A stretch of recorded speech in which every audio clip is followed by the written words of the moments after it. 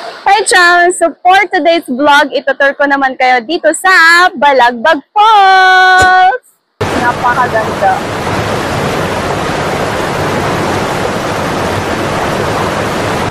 Habang kumakain ka ng balot, tapos ganyan yung view mo, o diba? First time kong kumain ng Penoy. Balagbag Falls is located here in Real, Quezon Province.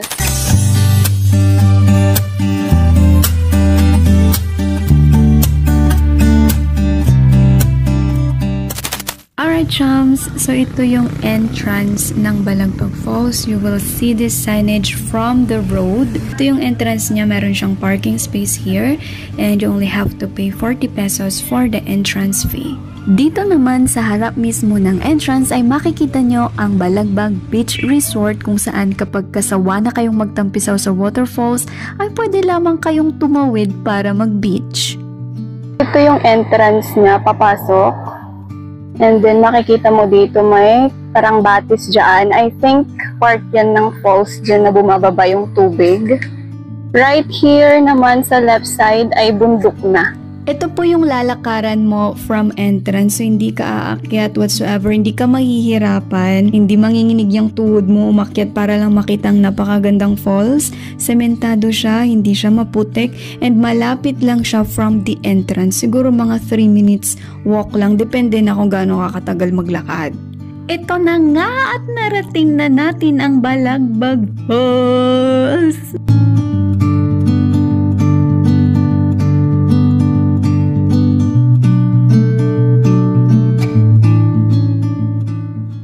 Napakaganda, ngunit napakaraming tao.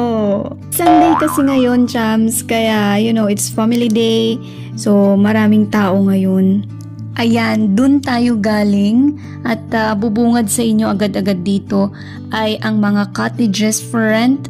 Pwede nyong rentahan, pwede kayong magstay kung marami kayong gamit at balak nyong mag-ihaw-ihaw, magluto-luto dito at kumbaga parang mag-picnic. Ito naman guys yung kanilang CR. Wala pong signal dito, so hindi ka makakapag-data, hindi ka makakapag-internet, hindi ka makaka-text or call.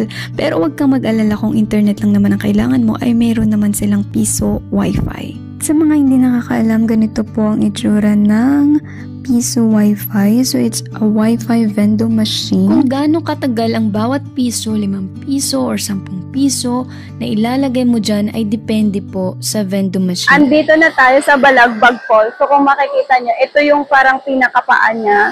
Tapos ito siya, pero mataas pa ito, mamaya pupunta tayo. This is it, the Balagbag Falls. Ito yung pinaka-mababa. So ngayon is Sunday, medyo maraming tao, but we'll try to vlog as much as we can. Kaya aakyat tayo dun. Makikita natin kung gaano kaganda itong Balagbag Falls, kaya pinupuntahan ng mga turista. Aakyat tayo, merong hagdan dito, paakyat doon, so we can go there. So tara, try natin. Ito yung hagdan na aakyatan mo para makita mo yung pinakatuktok ng falls. So dito sa baba, pwede kayong mag-swimming dito. Yung mga nagsuswimming dyan.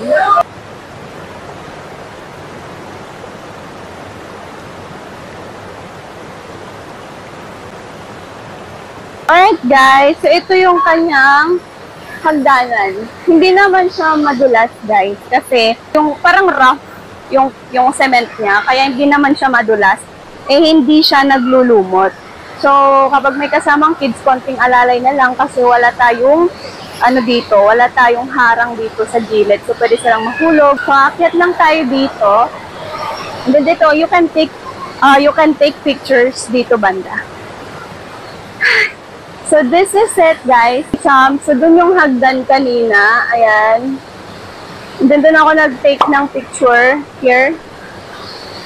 Tapos, ito yung lalakaran mong bato kapag aakyat ka dito sa mas mataas na part ng falls. Ayan.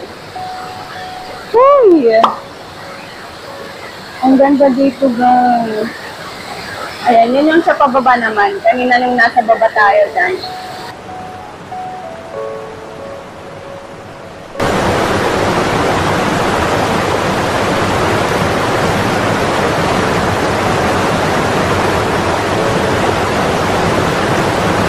Umaakyat na ako dito, Cham, sa tuktok. Ayan.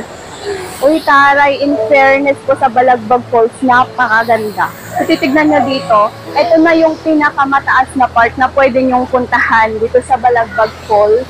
Meron pa dito pero hindi nyo na siya pwedeng akyatin, I guess, kasi wala na siyang daan.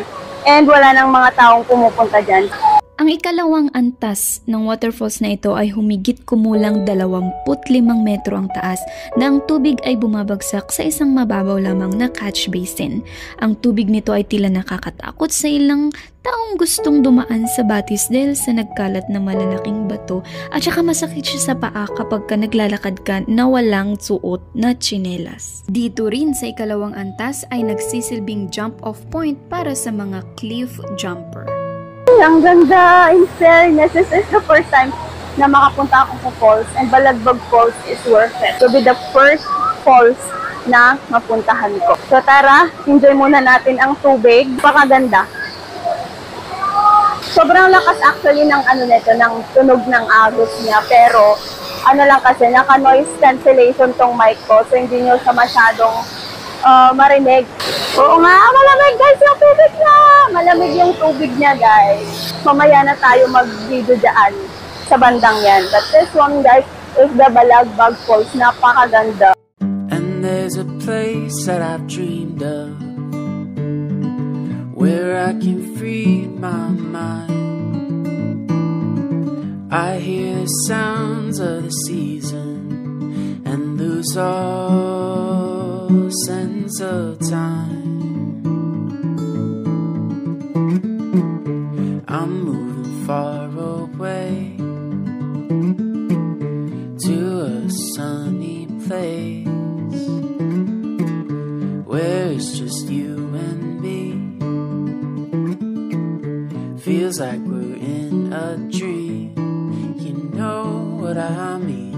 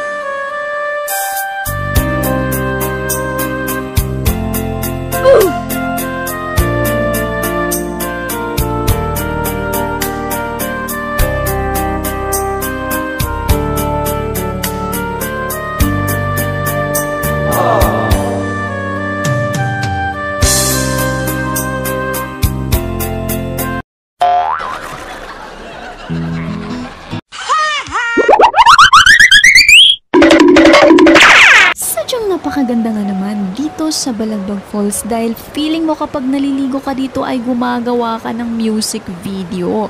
Pero trivia lang po, itong Balagbag Falls ay naging venue na rin po for shooting ng iba't ibang major films at travel vlogs. Na-feature din po ito sa iba't ibang travel documentaries.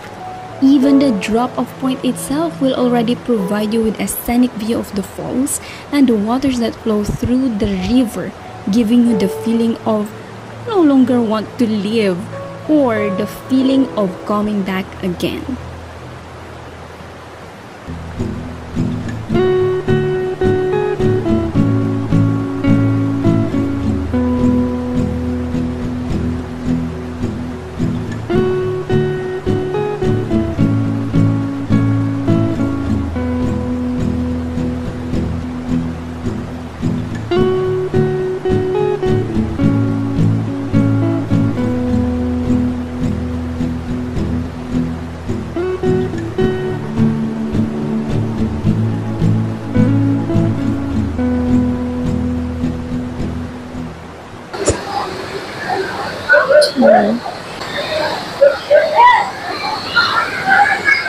Si Manong o nagbebenta ng balot.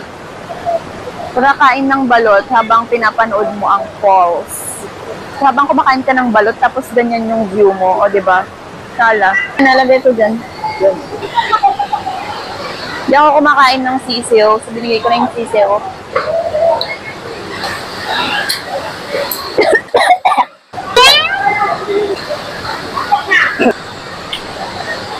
Dapat tinikman ko yung penoy, no, kung gusto ko yung penoy. Pwede naman. Anong pangasan yan? Kunti. Sige.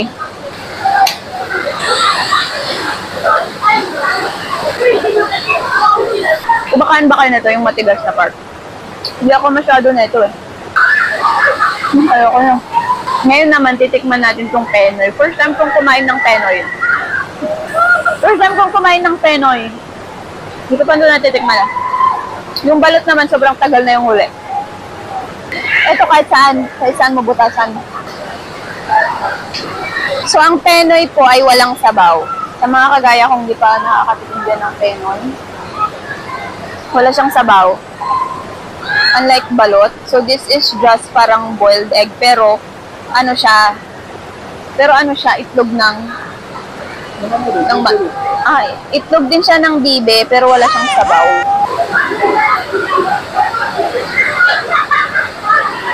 And so, tamang kain lang kami dito ng balot sa penoy. Habang inaantay na kumonti yung mga tao. Kasi ang daming tao. Ayokong mag-swimming na ang crowded namin doon. Ayokong ang dami-dami namin nag-swimming doon. Hindi ko may enjoy. Asin lang pwede na. Sausa mo lang sa asin.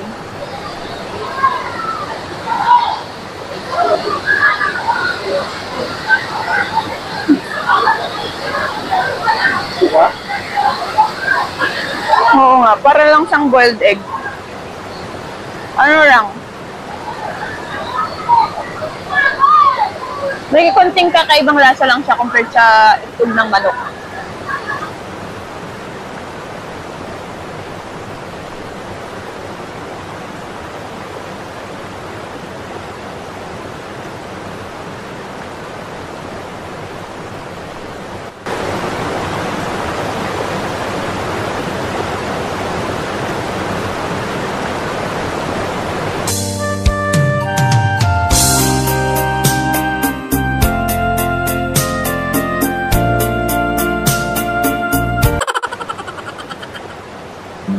There's a place that I've dreamed of where I can free my mind. I hear sounds of the season and lose all sense of time. Ganyan lang siya kalalim naman yung tatawirin ko. So, tignan nyo, napakaganda ng falls. Ito naman pong unang antas ng waterfalls ay may humigit kumulang 5 metro ang taas at may malalim na catch basin. Ang catch basin niya ay may 15 meters in diameter at may lalim na 5 metro. Ano lang kapag pumupunta ka dun sa ilalim ng falls, yung bato kasi medyo tulis-tulis, so masakit siya sa paa. Pero ang ganda. I love it. It's worth it. Ang lamig ng tubig.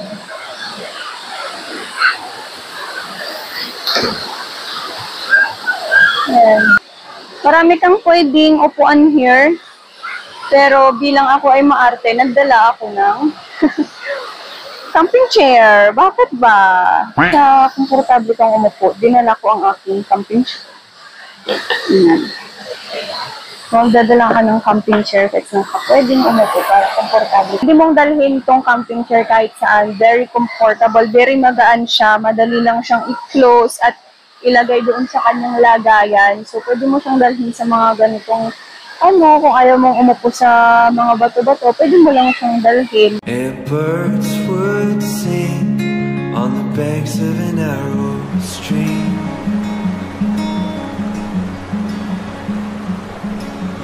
These memories will stay with me.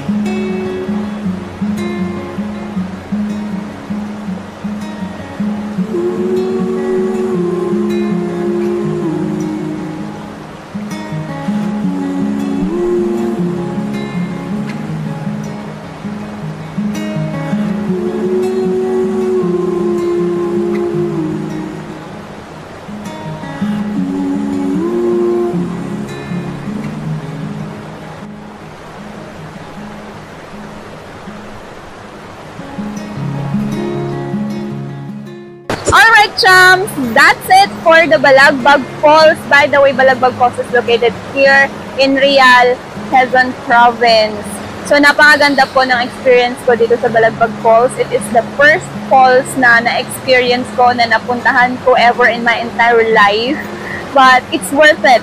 You know, it's worth it. And happy ako na ito yung unang falls na napuntahan ko. So, thank you so much for watching. If you like to visit here, the entrance fee is 40 pesos. Okay? So, 40 pesos per head po ang entrance fee.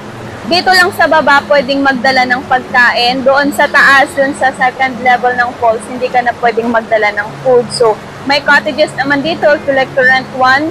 Thank you so much, guys, for being with me in this vlog. Again, this is Balagbag Falls. And if you like this video, please share, subscribe if you haven't yet. And if you want to say something about this vlog, please comment anything you want to say at the comment section down below. By the way, for my outfit and for the camping chair na nakita nyo kanina sa video, the link is at the description box. Bye! See you again in my next one.